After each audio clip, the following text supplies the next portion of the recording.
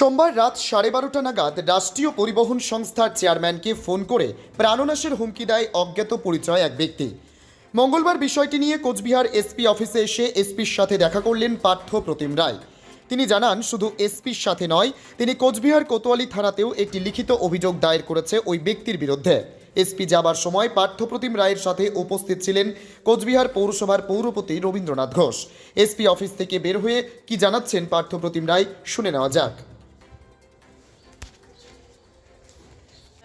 কাল রাতে একটা অজ্ঞাত পরিচয় ব্যক্তি একটা ফোন নাম্বার থেকে ফোন করে আমাকে বিভিন্ন কটু কথায় এবং আমাকে 48 ঘন্টার মধ্যে মারার হুমকি দেয়।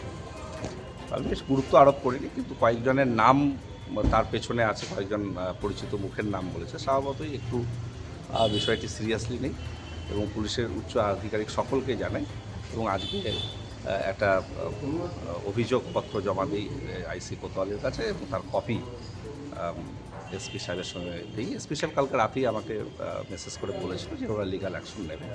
অ্যাকর্ডিং টু ব্যবস্থা হবে। পুলিশ তদন্ত করে দেখুক কেন হঠাৎ করে এই ধরনের খুনের হুমকি আমাকে দেওয়া।